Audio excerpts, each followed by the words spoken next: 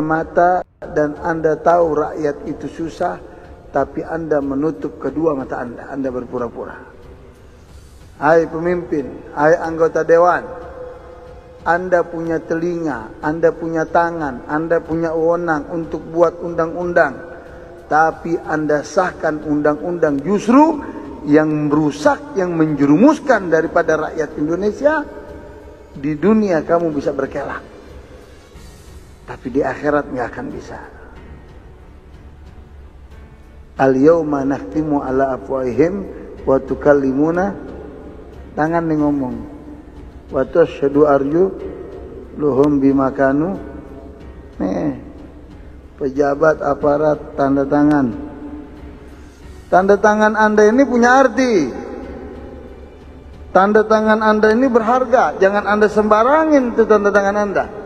Di saat tanda tangan Anda mempunyai arti, mempunyai makna, mempunyai harga, jadikan tanda tangan Anda itu memberikan manfaat untuk orang banyak, khususnya umat Islam yang menjadi mayoritas. Jangan Anda tanda tangan hanya untuk kuncu-kuncu Anda. Jangan Anda tanda tangan untuk kepentingan partai Anda. Jangan Anda tanda tangan untuk keluarga Anda. Jangan Anda tanda tangan untuk ormas Anda. Jangan. Akibatnya begini nih. Ya, kalau pemerintah kita udah sembarangan dengan apa-apa yang diharamkan oleh Allah, akibatnya musibah, malapetaka, silih berganti terjadi. Naudzubillah min dzalik. Tetangga ente berapa hari yang lalu ada pesta gay besar-besaran di Sentul sini. Naudzubillah.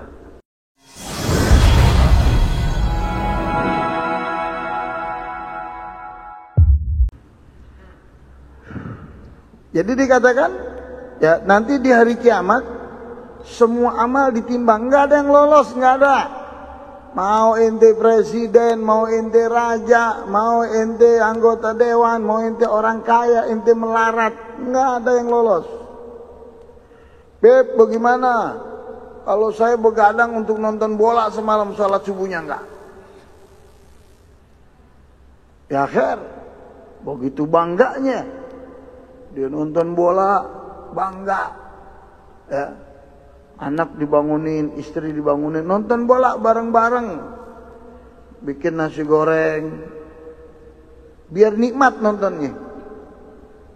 Pertanyaannya, pernah gak inti bangunin istri inti, anak inti malam-malam, ayo nak, sayang sholat tahajud bareng, tadarus baca Quran bareng, pernah gak kita lakukan itu? La haula wala quwwata illa billah. Tergila-gila orang sama Piala Dunia sekarang. Tergila-gila. Beb, banyak yang masuk Islam, alhamdulillah. Beb, ada satu grup yang mayoritas Islam masuk, alhamdulillah. Itu kan alhamdulillah. Tapi jangan kita jadikan tuntunan itu tontonan kita. Jangan. Tontonan jangan dijadikan tuntunan. Itu nggak boleh, bisa rusak kita. Ya, utamakan segala-galanya Allah, utamakan segala-galanya Nabi kita Muhammad. Kalau Anda bisa bagi waktu, silakan Anda nonton. Itu, tapi jangan sampai berlebihan, Pak. Ini semua unsur judi.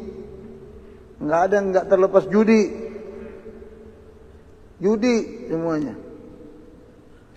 Ya, jadi itu di hari kiamat tuh nggak ada yang lolos. Semua, khususnya umat Nabi Muhammad SAW, ditimbang dalam satu rakaat umatnya Nabi. Ya, satu rakaat daripada sholat umatnya Nabi itu sama juga sholat 1000 rakaat daripada pengikut kaum Bani Israel. Satu rakaat umatnya Nabi bandingannya 1000 rakaat. Fayaqul ya Rabbana ma bala umat Muhammad rakaat wahidah min tazul alf rakaat. Lalu pengikut daripada Bani Israel menanyakan, ya Allah, ya Muhammad, ya kenapa umat Muhammad ini sholat 1 rakaat kok sama seperti kita Bani Israel 1000 rakaat? Maka dikatakan apa? Li'anna fi salatihim bismillahirrahmanirrahim. Karena di dalam salatnya itu ada bacaan bismillahirrahmanirrahim. Ya. Ismun, bismillahirrahmanirrahim itu ada nama yang mana di dalam bismillah itu nama yang bisa mengampuni dosa kita. Siapa? Allah. Maha pengampun siapa? Allah. Nggak ada selain Allah. Kemudian nama yang menerima semua kebaikan kita. Siapa? Allah. Kemudian ya, nama yang bisa menghapus semua dosa-dosa kita. Allah. Nggak ada yang bisa ngampunin kita kecuali Allah. Nggak ada yang bisa menerima kebaikan kita kecuali Allah. Nggak ada yang bisa menghapus dosa kita kecuali Allah. Ya. Nama yang bisa mengangkat derajat kita. Siapa? Allah. Yarfa'u ma yasha wa yusjidu ma yasha. Allah yang mengangkat derajat seseorang. Dan Allah yang akan menjatuhkan derajat seseorang. Gak sulit, Pak. Kadang saya suka ketemu kawan ya. Yang penting ngalamin juga.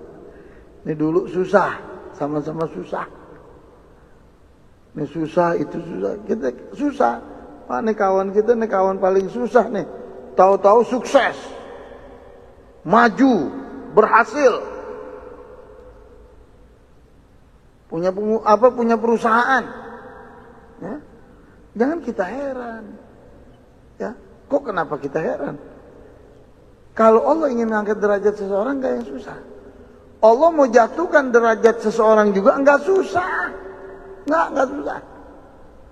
Wah, ini dulu Masya Allah, jabatannya, hartanya kaya raya, begini. Tapi bisa dijatuhkan sama Allah, jadi gembel, jadi habis. Na'udzubillah. Ya. Kemudian nama yang mengangkat derajat kita. Nama yang tahu apa yang kita kerjakan secara sembunyi-sembunyi.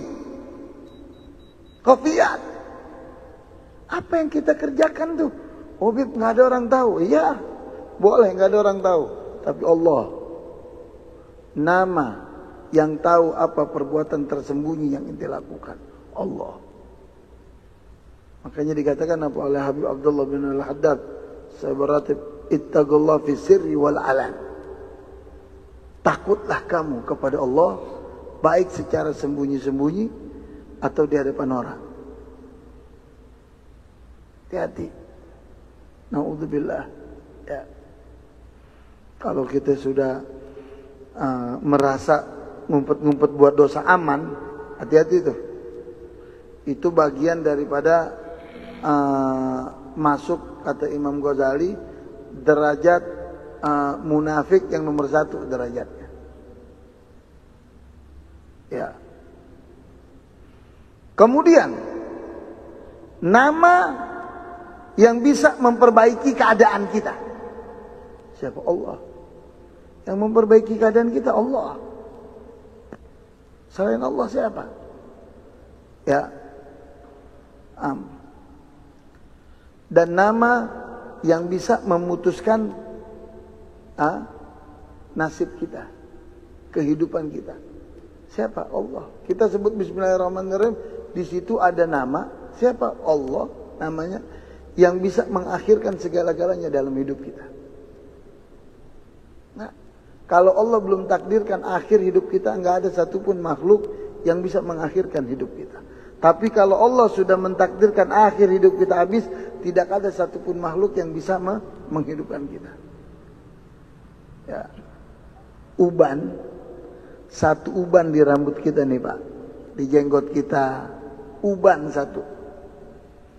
Coba suruh profesor manapun, dokter keahlian dalam hal apapun, coba suruh dia buat uban satu aja. Buat uban satu. Bikin uban. Buat uban. Oh, bisa Beb disemir putih. Tapi numbuhnya ntar apa? Hitam lagi. Ya. Jangan kita nih, ya Allah Pak, kapas kita taruh di tangan kita, kita tiup. Itu enggak beban untuk kita. Kita di mata Allah, dunia di mata Allah lebih ringan daripada kapas yang ada di telapak tangan kita yang kita tiup. Itu. Gunung kalau Allah mau letusin nggak sulit. Belum laharnya keluar, baru debunya. Debunya bisa nenggelamin berapa rumah itu. Satu desa bisa tenggelam. Baru debu nih. Ini belum cerita lahar belum.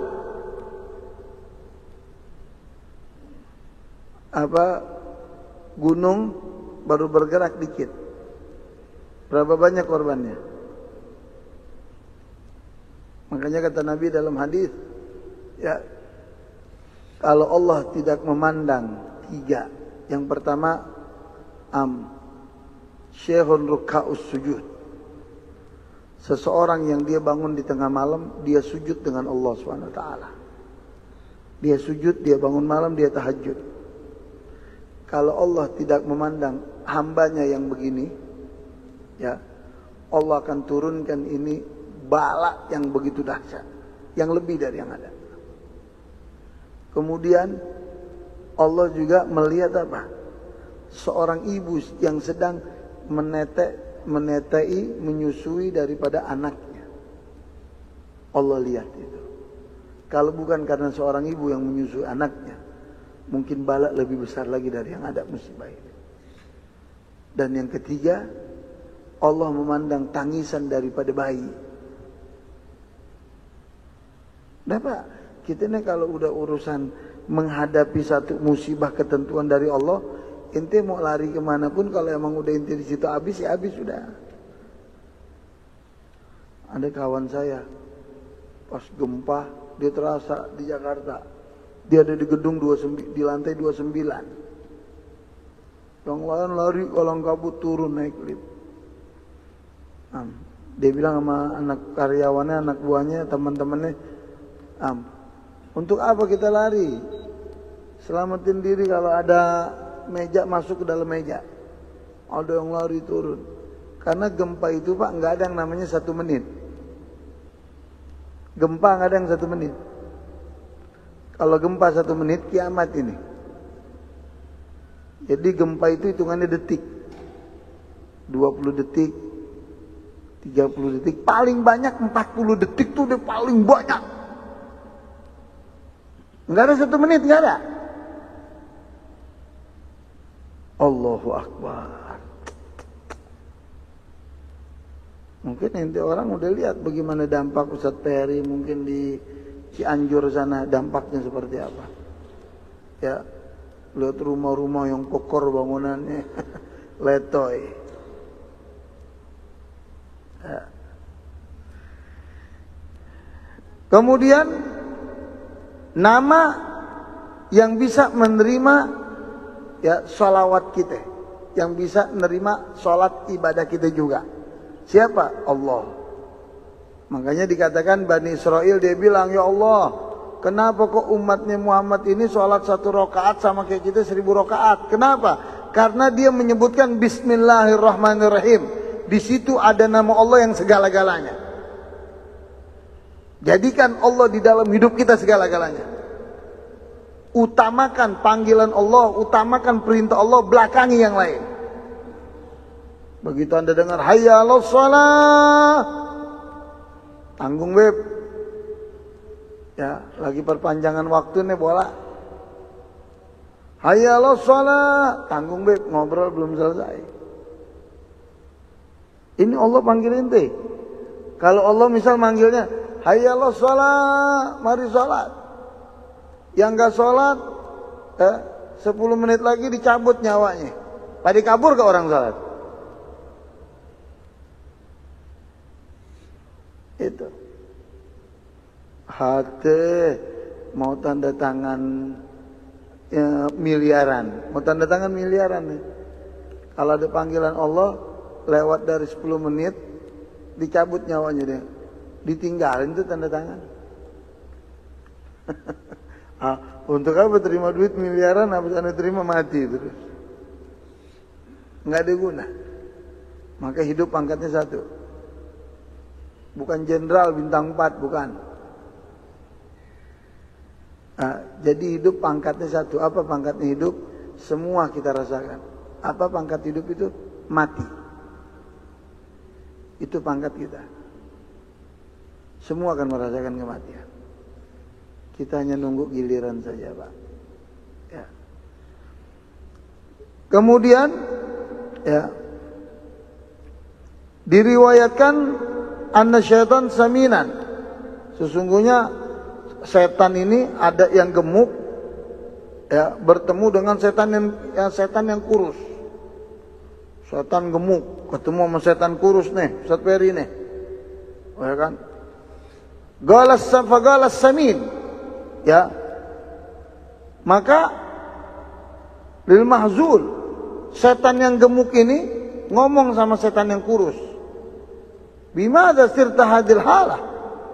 Kenapa keadaan ente sekarang jadi begini, kata setan yang gemuk nih. Nah, setan yang gemuk nih diibaratkan sama Nabi, ketemu setan yang kurus, kata setan yang gemuk, ente kenapa begini sekarang? Kok badan ente jadi kurus begini, kata setan yang gemuk. Aneh aja gemuk nih. Nah, setan yang gemuk-gemuk, yang kurus-kurus. Ya. Begitu ditanya, faqala inna musallata ala rajulin idza dakhala baituhu, faqala, iya, aku menggoda salah satu daripada hamba Allah, cuman nggak bisa. Aku goda nggak bisa. Setiap dia masuk rumah, dia baca bismillah. Masuk rumah baca bismillah. Ya. Keluar baca bismillah.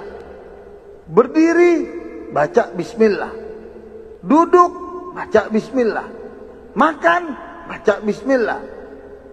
Wa idza syuriba, minum baca bismillah. Ya. Bagaimana dalam keadaan seperti ini aku bisa gemuk?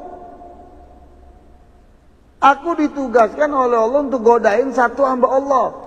Tapi ini hamba Allah entar-entar baca bismillah, menyebut nama Allah. Aku nggak bisa gemuk, nggak dapat makanan, nggak dapat vitamin. Ya. Faqala al-mahzul samin. Maka setan yang kurus ngomong sama yang gemuk. Araka saminan fi halati sanatin. Faqala ana musallata ala rajul yadkhulu bil qabla. Lalu kata setan yang kurus sama setan yang gemuk, kalau tadi kan yang gemuk sama yang kurus. Sekarang kebalikan, yang setan yang kurus ngomong sama yang gemuk. Ente kenapa kok bisa gemuk begini badan ente?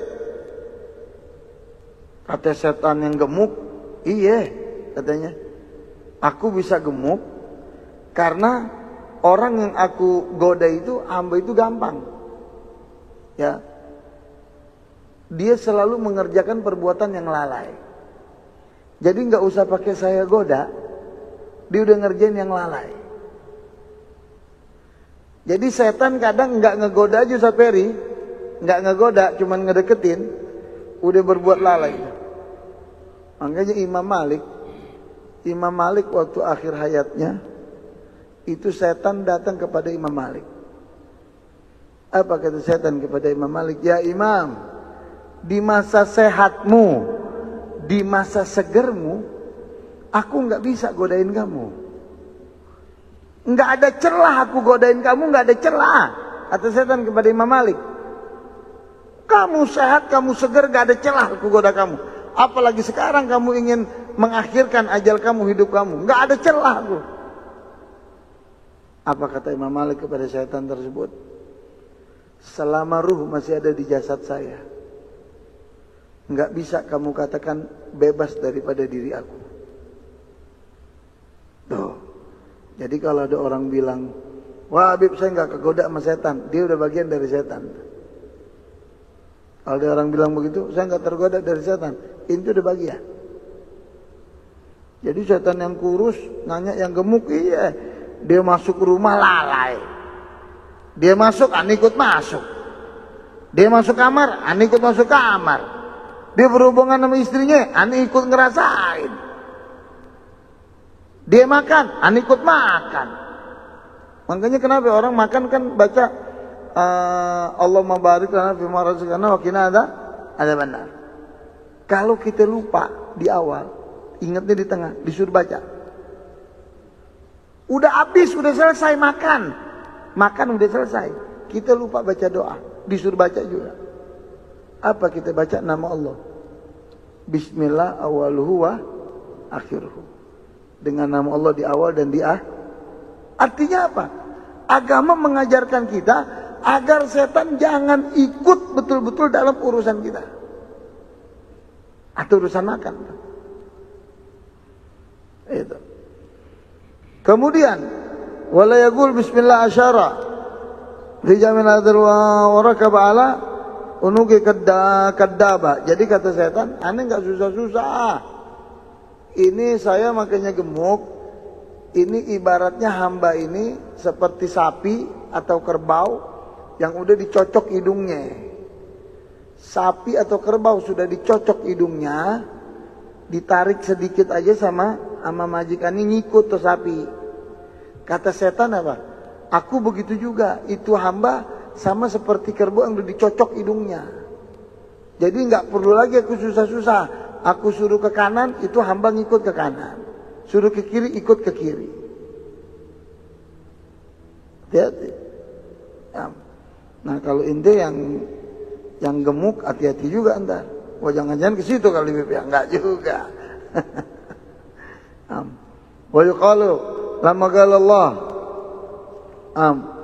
li ru'udkhuli fi adam wa qad dakhaltu fihi ba'du faqala alhamdulillah faqala yarhamukum rabbik wa kana dhalika rana inda Adam alaihi salatu wasallam ta'adna ba'd faqala ya rab laka indi umma yaghfiru dhunub wa huwa qawluka bi yarhamuka rabbik faqala Allah ta'ala qad ghafartu laka dhanbaka ya Adam qala kadzalika kataba ilaika kitaban faj'aluna bismillahirrahmanirrahim. Nabi Allah Adam di saat melakukan satu kesalahan, di saat Nabi Adam melakukan satu kesalahan, ya, lalu Nabi Allah Adam beristighfar dengan berbagai macam cara untuk bisa diampuni. Kesalahan Nabi Adam, kenapa? Hanya mengenai buah huldi. Allah larang kepada Nabi Allah Adam untuk jangan didekati itu pohon.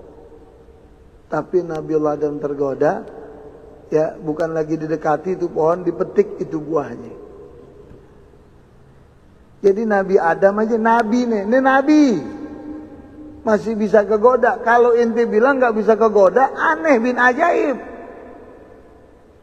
Biasanya yang bisa kegoda ustadz-ustadz nih yang sorbannya gede-gede,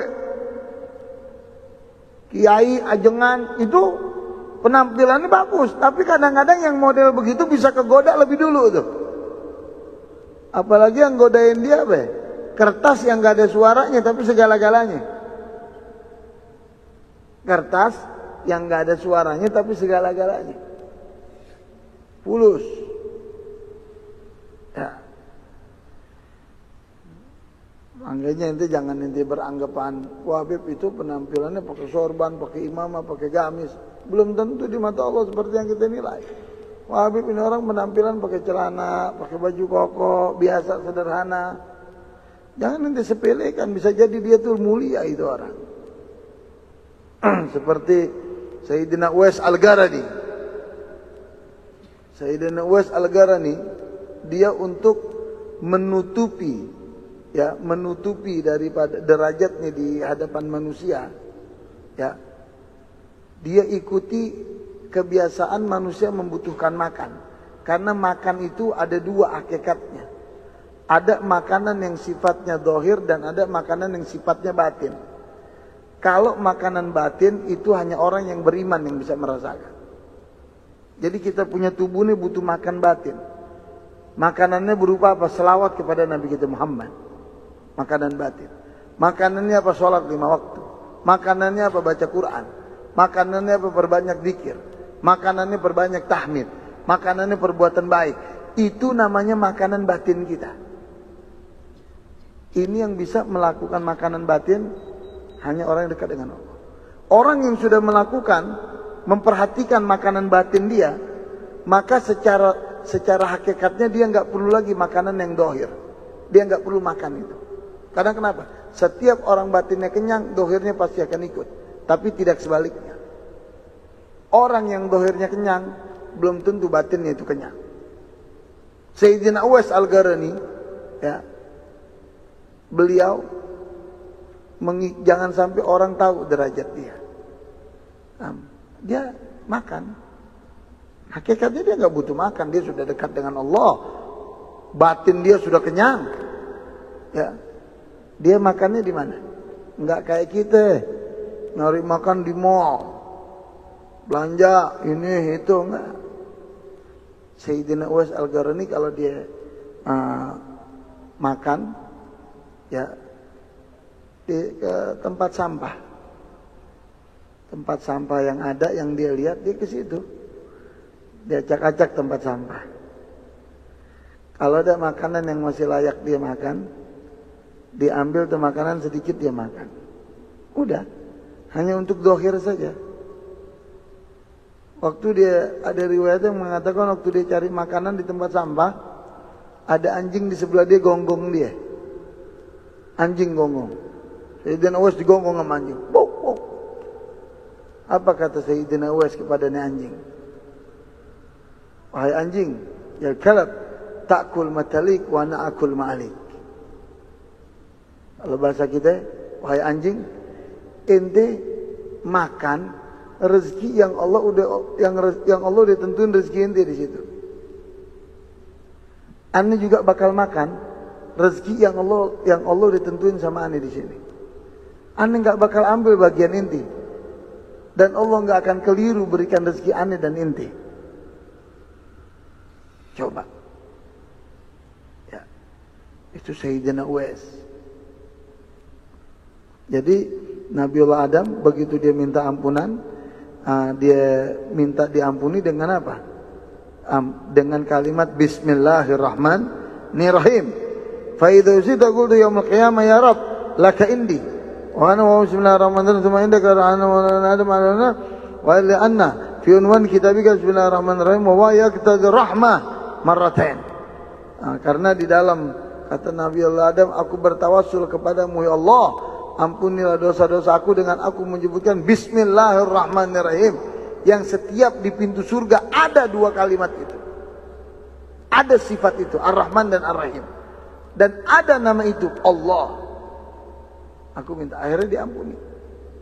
Itu Rasulullah Syekh Ahmad bin Muhammad bin Sal ila ma takunul qulub al-arifin qala ila bismillahirrahmanirrahim lianna fi bismillahirrahmanirrahim hayatuhu wa fi ismi ar-Rahman unwanuhu wa nusratuhu wa fi Rahman maudatuhu wa mahabbatuhu.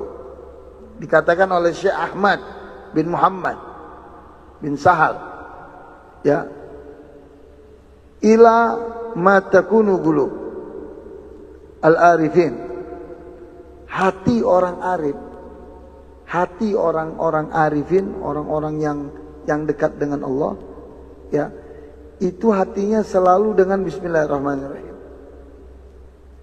Jadi orang yang arifin, orang-orang dekat sama Allah, hatinya tuh nggak bisa terpisah dengan Bismillahirrahmanirrahim. Kenapa? Karena Bismillah dengan nama Allah itu derajatnya dia, wibawanya terangkat. Dengan dia memperbanyak baca Bismillahirrahmanirrahim, wibawanya terangkat. Dan di dalam nama itu, dalam Bismillahirrahmanirrahim, ada sifat Allah, ada nama Allah, apa? Ar-Rahman. Ya, yang dengan Ar-Rahman itulah dia bisa tertolong dari segala bermacam hal. Wa nusratuhu, dan dia bisa mendapatkan pertolongan, kemudahan daripada Ar-Rahman tersebut. Kemudian yang terakhir, wa fir Rahim, dan di situ ada kalimat Ar-Rahim. Kalimat yang menanamkan rasa sifat kasih sayang yang mendalam. Beb, saya sayang dengan istri saya. Saya sayang dengan anak saya. Tapi istri saya, suami saya, anak saya, kenapa meninggal? Iya, ente sayang. Tapi sayangnya ente kepada istri ente, kepada anak ente, kepada suami ente, tidak melebihi daripada sayangnya Allah dengan orang yang ente sayangi. Allah lebih sayang terhadap orang yang ente sayangi. Makanya di situ adanya kematian. Dengan adanya kematian, ajal di situ bukti Allah lebih sayang daripada orang yang mengatakan sayang terhadap orang itu. Ya. Semoga Allah berikan keberkahan kepada kita. Warwi an Nabi sallallahu alaihi wasallam qala innahu qala bismillahirrahmanirrahim aqrab ila al-ism ila ismil azam min sawadil ain ila biyadil. Jadi kalau orang yang baca bismillah itu terhindar dari mata. Dari apa namanya itu? Sihir, dari pandangan-pandangan yang buruk. Terhindar dari pandangan buruk. Mata dan Anda tahu rakyat itu susah, tapi Anda menutup kedua mata Anda. Anda berpura-pura. Hai pemimpin, hai anggota dewan, Anda punya telinga, Anda punya tangan, Anda punya wewenang untuk buat undang-undang, tapi Anda sahkan undang-undang justru yang merusak, yang menjerumuskan daripada rakyat Indonesia. Di dunia kamu bisa berkelak, tapi di akhirat nggak akan bisa. Al-yawma nakhtimu ala afwahihim wa tukallimuna, tangan nih ngomong, wa tasyhadu arjuluhum bima kanu. Nih, pejabat aparat tanda tangan. Tanda tangan Anda ini punya arti. Tanda tangan Anda ini berharga. Jangan Anda sembarangin itu tanda tangan Anda. Di saat tanda tangan Anda mempunyai arti, mempunyai makna, mempunyai harga, jadikan tanda tangan Anda itu memberikan manfaat untuk orang banyak, khususnya umat Islam yang menjadi mayoritas. Jangan Anda tanda tangan hanya untuk konco-konco Anda. Jangan Anda tanda tangan untuk kepentingan partai Anda. Jangan Anda tanda tangan untuk keluarga Anda. Jangan Anda tanda tangan untuk ormas Anda. Jangan. Akibatnya begini nih. Ya, kalau pemerintah kita udah sembarangan dengan apa-apa yang diharamkan oleh Allah, akibatnya musibah, malapetaka, silih berganti terjadi. Nauzubillah min dzalik. Tetangga ente berapa hari yang lalu ada pesta gay besar-besaran di Sentul sini. Nauzubillah. Coba kita bayangin. Ya. Apa kita ada dengar suara kiai ulama yang lantang memerangi itu? Ada. Mungkin tidak terekspos. Tapi saya yakin kalau almarhum murabbi kita masih ada, beliau akan lantang itu mengeluarkan suara. Beliau akan melakukan protes-protes dengan cara-cara beliau itu. Syekh gharib fi ghairi ma'qulin nas, sesuatu yang aneh, yang di luar daripada kebiasaan. Kenapa? Binatang aja, ya Ustaz Peri ya, binatang gak suka sesama jenis Ustaz Peri.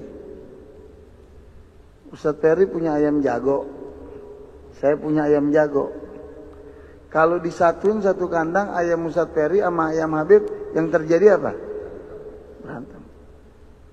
Ayam jago, saya ayam jago, satuin coba satu kandang. Hasilnya apa? Berantem. Digebugin sampai dangkalan, sampai jontor-jontor, hancur-hancur. Begitu juga punya ayam betina. Ustaz Peri punya ayam betina, saya punya ayam betina. Disatuin, apa hasilnya? Berantem juga. Berantem. Tapi kalau Ustaz Peri punya ayam betina, saya punya ayam betina, ya, ada satu lagi punya ayam betina, ada 2, 3, 4 ayam betinanya nih, ya. Begitu dimulai berantem, masukin satu jago, jadi apa? Pemisah tuh jago, penengah, nggak jadi berantem. Ini binatang sesama jenisnya nggak mau. Kok manusia masih? Syekh gharib. Ini tanda akhir zaman yang Nabi ulang-ulang ini. Kenapa kaum Sodom di zaman Nabi Allah Lut itu diratakan oleh Allah, dibalik itu dunia? Maksudnya dibalik itu bukan dibalik begini, bukan. Ya, itu kaum Sodom di zamannya beliau Lut itu, ya. Ini kan sekarang gambarannya ada. Jadi itu bumi turun ke bawah, ditutup dengan yang baru. Jadi tenggelam semua, mati, tutup yang baru. Makanya kenapa ada ambles? Ya, ini. La ilaha illallah Muhammad Rasulullah. Kita nggak tahu sekarang nih Pak. Lihat keadaan seperti ini kita bingung. Yang ada ormas yang memerangi kemungkaran dibubarin. Ya kan? Itu. Makanya sekali waktu ada orang dia diuji. Diuji dengan apa? Ini orang soleh dia. Ada satu ahli sihir. Ada beberapa orang. Yang ini disihir mempan, ini disihir mempan, ini disihir mempan. Kata tukang sihir apa? Aku semua yang ada di kampung ini bisa aku sihir. Tanpa terkecuali. Akhirnya orang soleh dengar. Kok ini orang sombong? Dia datang. Dengan baju sederhana. Dia datang. Kamu bisa sihir semua? Iya. Sekarang kumpulin orang yang banyak. Kumpulin di alun-alun. Aku akan menjamin diri aku tidak akan bisa kamu sihir. Wah, diketawain. Kumpul di alun-alun Pak. Disaksikan orang banyak. Ya. Begitu dia masuk, dia mulai mau disihir. Udah, dia baca Bismillahirrahmanirrahim. Sepanjang dia duduk dia baca Bismillahirrahmanirrahim. Udah selesai, enggak bisa disihir, enggak bisa diapa. Tukang sihirnya nih heran. Ini kamu amalannya apa sih? Begitu dijelasin apa? Aku enggak punya amalan apa-apa. Tapi aku selalu menyebut nama Allah yang maha segalanya. Di situ ada nama yang mulia Allah segala-galanya. Di situ ada sifat Allah Ar-Rahman yang maha pemberi, dan di situ ada sifat Ar-Rahim yang maha kasih sayang.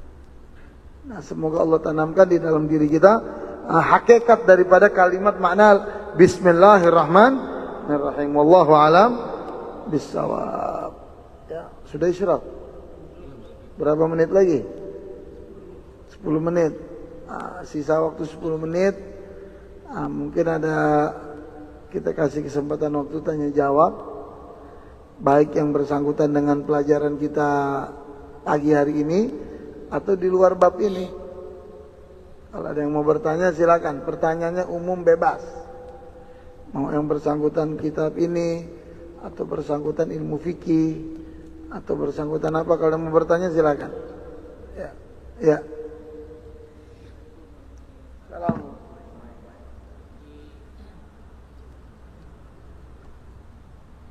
Oh, boleh, silakan. Harus. Assalamualaikum warahmatullahi wabarakatuh. Ustaz, bertanya tentang, kan di situ disebutkan banyak macam-macam sholawat atau zikir ya. Contohnya tadi Bismillah, kemudian ada sholawat, kemudian ada juga istighfar. Masing-masing punya keutamaan sendiri. Kami sebagai orang awam itu pilih yang mana kalau sehari misalnya?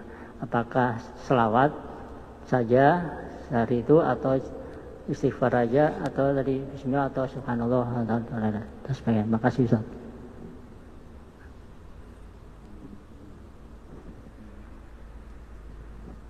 Pertanyaannya Masya Allah bagus. Habib, bagaimana kita ini orang awam?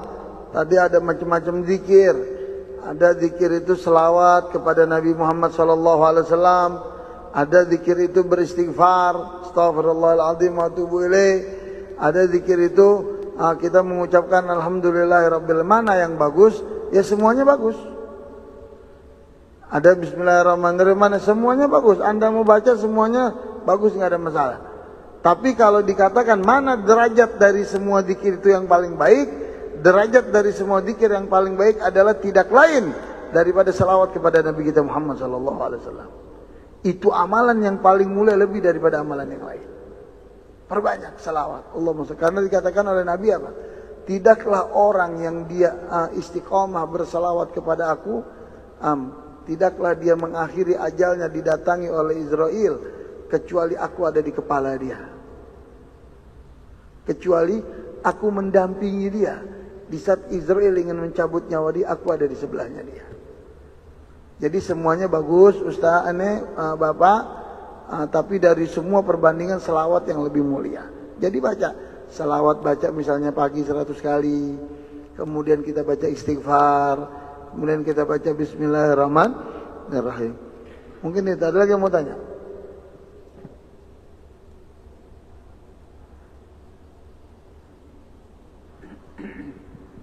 Assalamualaikum warahmatullahi wabarakatuh.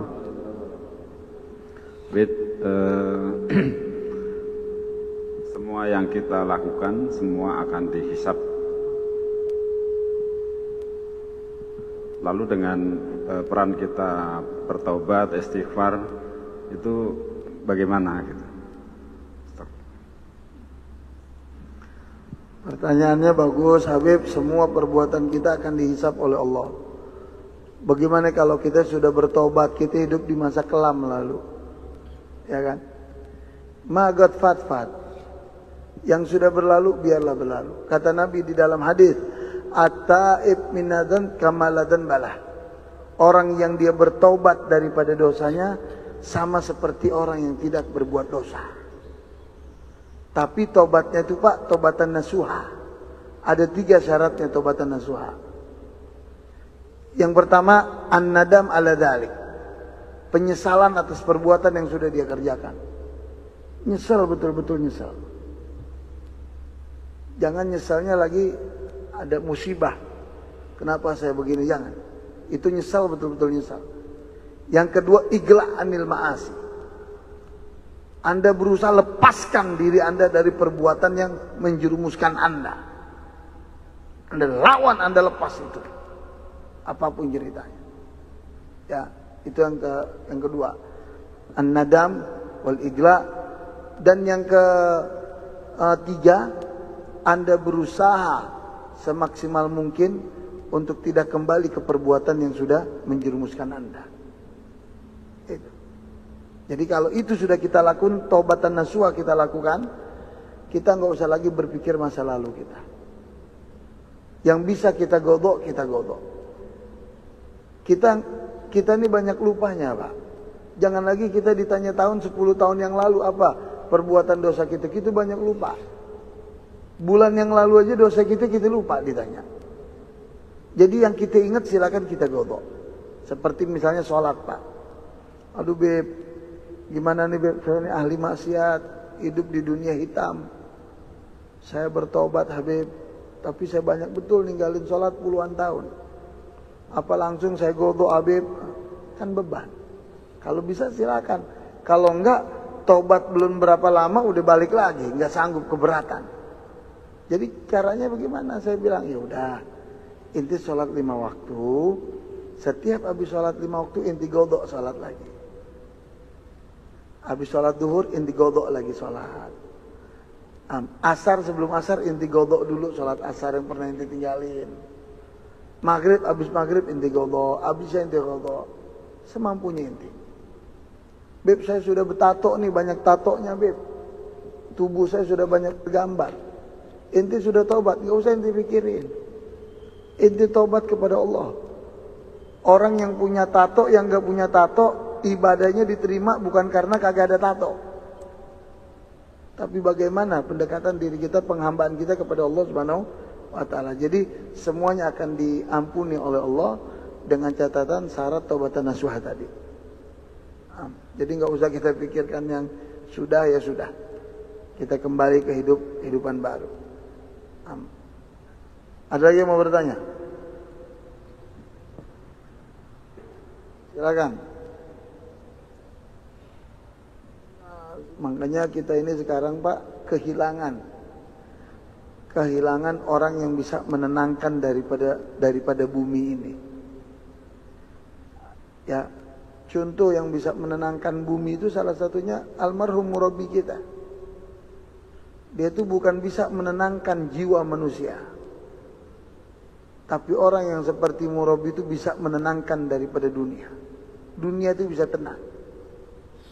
Dunia bisa stabil dengan orang-orang yang seperti itu, Pak. Dengan orang-orang yang seperti itu. Belum tentu. Tapi kita berharap ada anak keluarganya yang bisa meneruskan daripada almarhum. Belum tentu. Tapi kita mengharap ada kawan-kawan, ada murid daripada almarhum yang bisa meneruskan perjuangan almarhum. Tapi ini tidak mudah. Tidak mudah. Ya, mungkin ini yang bisa saya sampaikan. Semoga kita doakan murabbi kita. Saya nih Pak, berapa hari yang lalu mimpi dengan murabbi.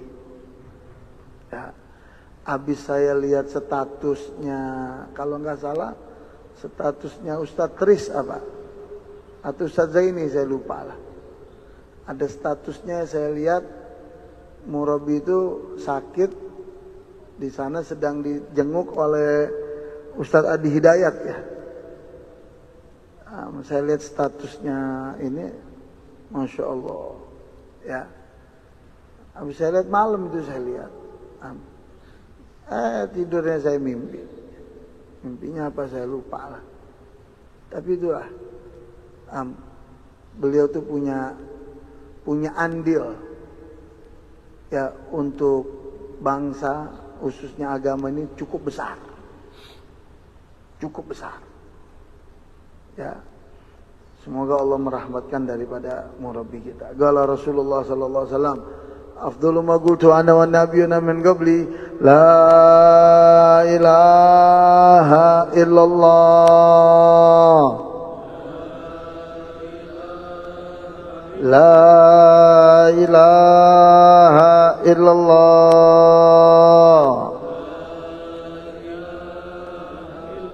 La ilaha illallah.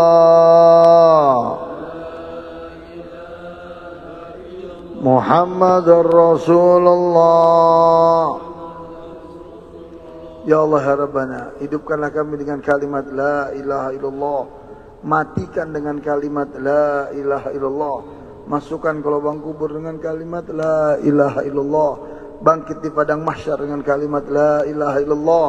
Bersama ahli la ilaha illallah. Di bawah bendera la ilaha illallah.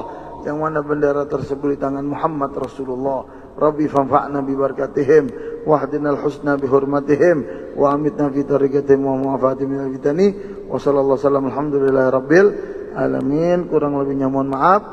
InsyaAllah kita sambung dalam pengajian yang berikutnya. Wal afu minkum. Assalamualaikum warahmatullahi wabarakatuh.